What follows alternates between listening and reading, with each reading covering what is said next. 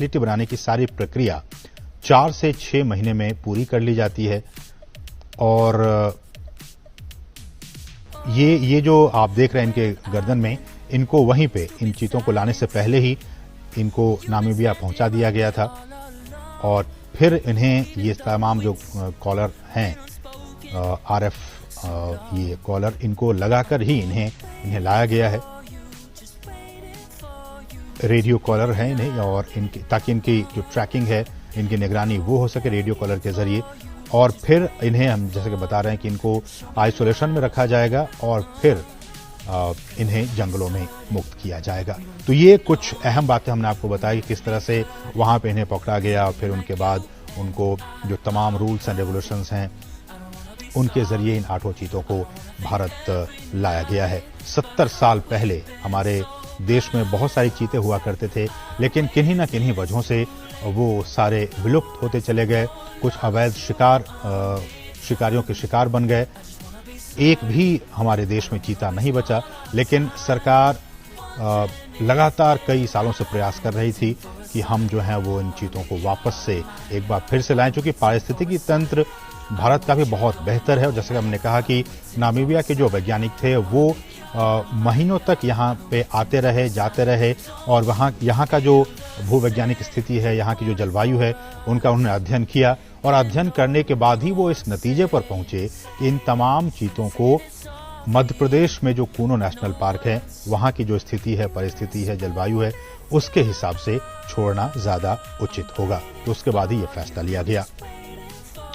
और हमने आपको बताया कि इन तमाम चीतों के गर्दन में रेडियो कॉलर लगे हुए हैं ताकि इनकी मॉनिटरिंग की जा सके। और विशेष हमने बताया कि आपको चिनूक हेलीकॉप्टर के जरिए इनको यहाँ पे लाया गया और प्रधानमंत्री मोदी आप देख सकते हैं इनको विशेष जो क्रेट्स थे उनको फैसिलिटी बनाने की सारी प्रक्रिया 4 से 6 महीने में पूरी कर ली जाती है। और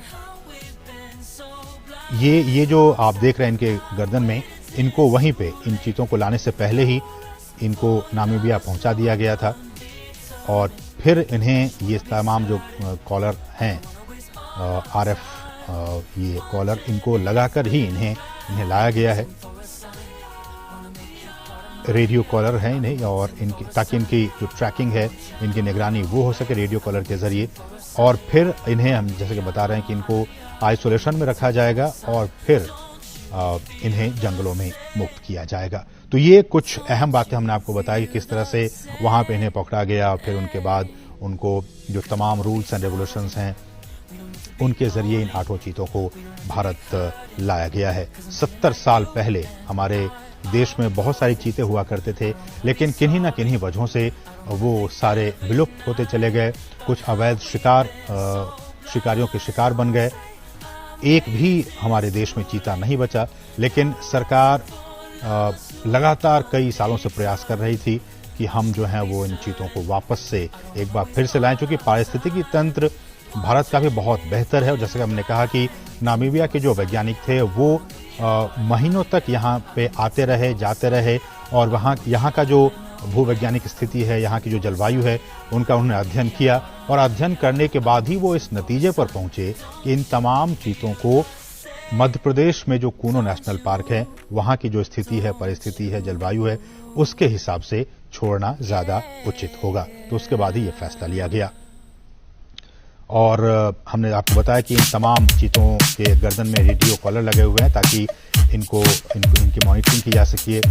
और विशेष हमने बताया कि आपको चिनूक हेलीकॉप्टर के जरिए इनको यहाँ पे लाया गया और प्रधानमंत्री मोदी आप देख सकते हैं इनको विशेष जो क्रेट्स थे उनको